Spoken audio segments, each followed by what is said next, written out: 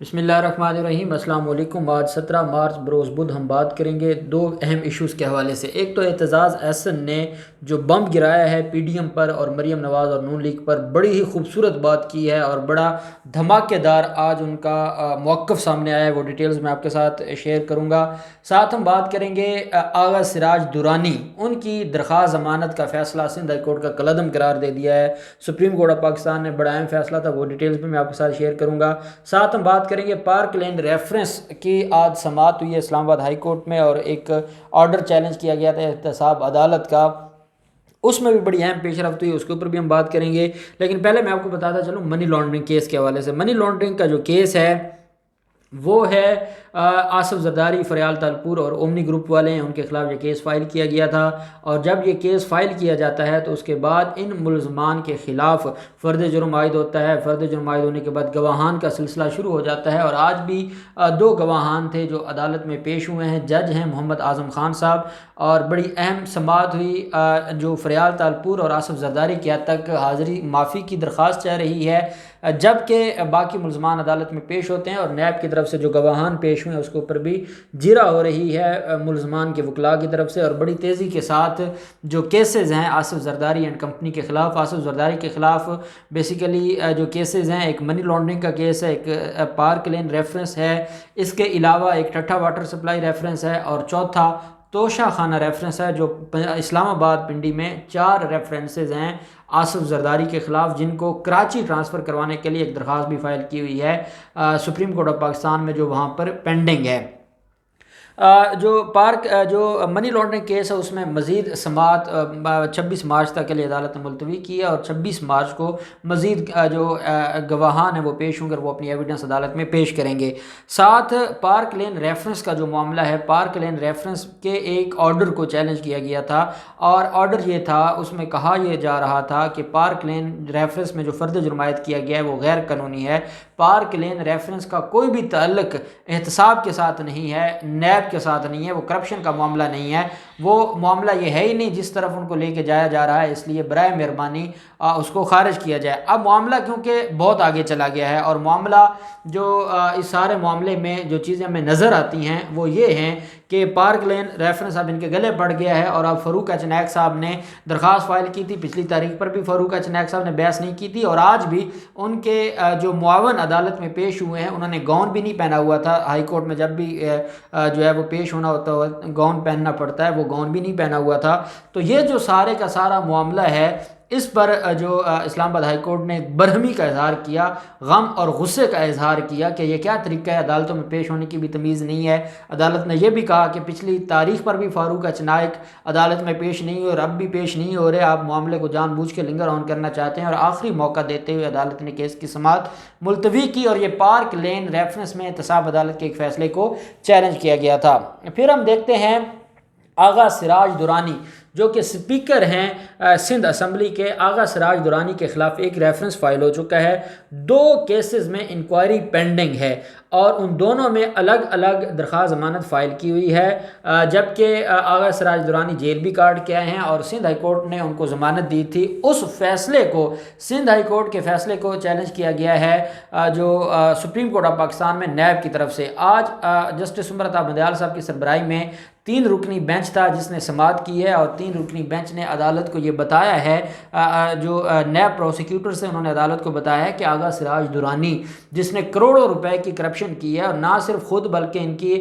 بیویاں اور بچے بھی انوالو ہیں، اور ان کی جو ضمانت ہے سندھ ہائی کورٹ نے بغیر کسی وجہ کے، بغیر کسی ریزن کے وہ ضمانت دی ہے، اور یہ ضمانت کا جو فیصلہ یہ بالکل غیر قانونی ہے، اور اس کی قانون میں کوئی گنجائش نہیں ہے۔ جسٹس عمر عطا بندیال صاحب نے جب وہ فیصلہ پڑھا تو جسٹس عمر عطا بندیال صاحب نے فرمایا کہ یہ کیا فیصلہ ہے، یہ کیسے سندھ ہائی کورٹ فیصلے دے رہی ہے، کیسے اتنے بڑے ملزم کو بغیر کسی ریزن کے نیب کے کیس میں ضمانت دے دی ہے۔ تو کافی برہمی کا بھی اظہار کیا جسٹس عمر عطا بندیال صاحب نے، اور جسٹس عمر عطا بندیال صاحب نے ملزم آغا سراج درانی کی درخواست ضمانت کا جو فیصلہ ہے سندھ ہائی کورٹ کا، اس کو مسترد کرتے ہوئے دوبارہ ریمانڈ کر دیا ہے کیس سندھ ہائی کورٹ کو، اور سندھ ہائی کورٹ کو عدالت نے کہا ہے کہ 2 ماہ کے اندر اندر اس ضمانت کا فیصلہ کیا جائے۔ 2 ماہ کے میں یہ جو دوبارہ اس کو سنا جائے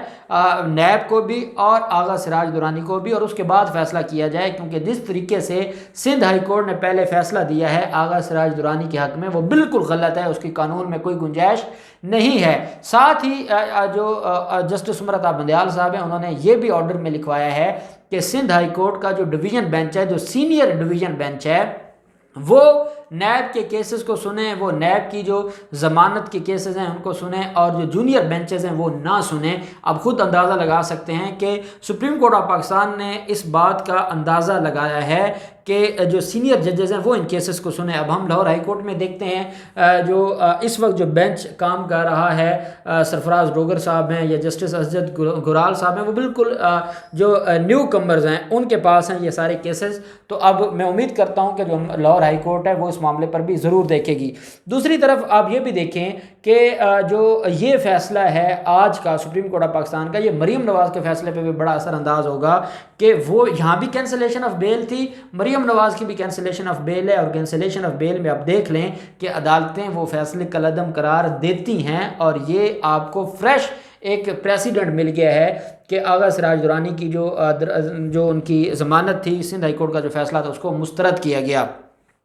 اب ہم آ جاتے ہیں اعتزاز احسن صاحب۔ اعتزاز احسن صاحب ہمیشہ ہی بے باک تجزیہ کرتے ہیں، ہمیشہ ہی بڑے ہی دھماکے دار ان کے موقف ہوتا ہے، اور وہ پی ڈی ایم نے جو کچھ رات کیا ہے اور پی ڈی ایم کے ساتھ جو کچھ رات میں ہوا ہے، اور آصف زرداری کے معاملات اور جو ان کی آپس میں پھوٹ پڑی ہے، اس پر کھل کر آج بولے ہیں اعتزاز احسن صاحب۔ اعتزاز احسن صاحب نے کہا ہے کہ مریم نواز اور نواز شریف اپنے آپ کو سمجھتے کیا ہیں، انہوں نے پوری پی ڈی ایم کو اپنے پیچھے لگایا ہوا ہے، یہ ڈکٹیٹ کرتے ہیں پی ڈی ایم کو۔ آصف زرداری نے جو ان کا حشر کیا ہے وہ بالکل ٹھیک کیا ہے۔ میں تو کب سے یہ کہہ رہا تھا کہ ان کو اسی اوقات جو جتنی ان کی اوقات ہے اتنی ان کو اوقات میں رکھا جائے، اس سے زیادہ ان کو نہ اہمیت دی جائے، لیکن میری نہ مانی گئی، اور اب آصف زرداری اس بات پر پہنچ چکے ہیں کہ یہ لوگ صرف استعمال کرنا جانتے ہیں، یہ چاہتے ہیں کہ ہم پتھر لیں اور پتھر اٹھا کے ہم مارنا شروع کر دیں، یہ چاہتے ہیں کہ ہم پہاڑوں پر چلے جائیں، ایسا کبھی بھی نہیں ہوگا۔ اور اعتزاز احسن نے آج واضح پیغام دے دیا ہے کہ سی سی کا اجلاس بھی ہو جائے پاکستان پیپلز پارٹی کا، تو کبھی بھی پاکستان پیپلز پارٹی استعفوں کی طرف نہیں آئے گی،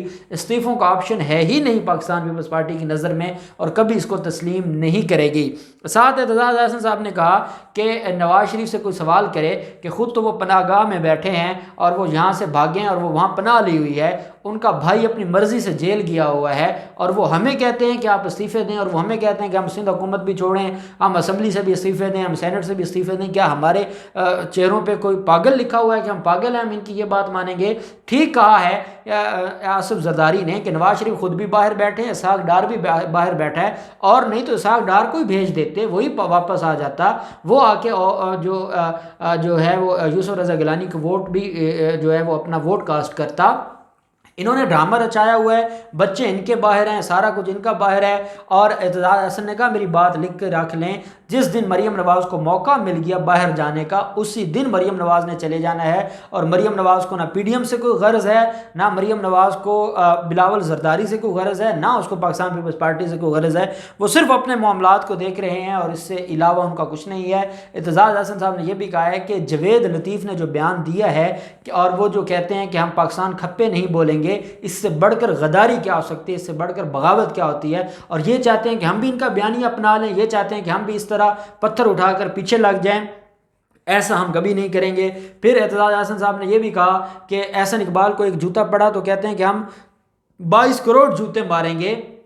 انہوں نے کہا جن لوگوں کی یہ مینٹیلٹی ہو ان کے ساتھ کیا کوئی جمہوری شخص چل سکتا ہے؟ کیا ان کے ساتھ جمہوریت پسند لوگ ان کے ساتھی بن سکتے ہیں یا ہم سفر بن سکتے ہیں؟ انہوں نے کہا سوال ہی نہیں پیدا ہوتا کہ کبھی بھی ایسا معاملہ ہو۔ ساتھ انہوں نے یہ بھی کہا ہے کہ اس میں کوئی شک نہیں ہے کہ آصف زرداری نے جو ان کو بے عزت کیا ہے اس کے بعد پی ڈی ایم کو دھچکا ضرور لگا ہے۔ اب اگر یہ پی ڈی ایم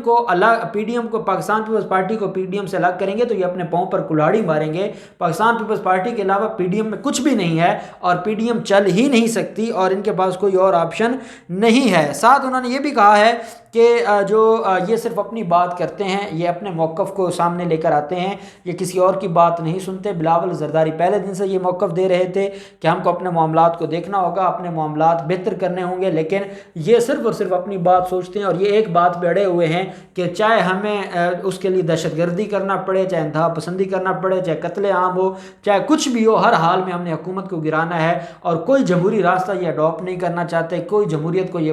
مانتے نہیں ہیں۔ اور ان کا جو مریم نواز اور نواز شریف کا ایجنڈا ہے، اور پھر مولانا فضل الرحمان کا، ان کا ایجنڈا ایک ہے۔ اگر ان کا یہی ایجنڈا رہا تو پاکستان پیپلز پارٹی کا کوئی تعلق نہیں رہے گا پی ڈی ایم کے ساتھ، اور انہوں نے کہا کہ ہم ہوں گے سی کے اجلاس میں، ہم وہاں یہ بات کریں گے کہ کس کی جرات ہے وہ ہم سے استعفے مانگے، کس کی جرات ہے وہ ایک جمہوری راستہ میں چھوڑنے کا کہے، تو ہم کبھی بھی ایسے معاملات کی طرف بالکل توجہ نہیں دیں گے۔ اب اعتزاز احسن صاحب نے جو کھل کر مریم نواز اور نواز شریف کا آئینہ اور ان کا جو اصل چہرہ ہے وہ قوم کے سامنے رکھا ہے، اور وہ پاکستان پیپلز پارٹی کے ان رہنماؤں میں سے ہیں جو ہمیشہ پارٹی کے ساتھ بھی اختلاف کر لیتے ہیں لیکن جو اصولی موقف ہے اس سے پیچھے نہیں ہٹتے، اور اب انہوں نے یہ واضح کر دیا ہے کہ استعفے ہم نے کوئی نہیں دینے، اور پی ڈی ایم ہمیں الگ نہیں کر سکتی، الگ کرے گی تو وہ اپنے پاؤں پر کلاڑی مارے گی۔ ایک پناہ گاہ میں بیٹھا ہے، وہ پولیٹیکل ایزائلم چاہتا ہے، لنڈن میں بیٹھ کے بیٹے اس کے وہاں بزنس کر رہے ہیں، بیٹی ان کی باہر بھاگنے کو تیار ہے، بھائی اس کا اپنی مرضی سے جیل میں گیا ہے، اور ڈرامے کرتے ہیں اور ہمیں کہتے ہیں کہ ہم قربانیاں دیں، تو ہم کبھی بھی ان کے ساتھ مل کر قربانی دینے کو تیار نہیں ہیں، نہ ہم پتھر اٹھانے کو تیار ہیں، نہ ہم پہاڑوں پر جانے کو تیار ہیں۔ تو میں سمجھتا ہوں بڑا دبنگ ان کی طرف سے یہ اسٹیٹمنٹ اور موقف سامنے آیا ہے۔ اب دیکھتے ہیں یہ سارا معاملہ کہاں جاتا ہے، جو بھی ڈیٹیلز ہوں گے ہم آپ کے ساتھ شیئر کرتے رہیں گے۔ اللہ پاک پاکستان کا حامی و ناصر ہو۔ بہت شکریہ، اللہ حافظ، پاکستان زندہ باد۔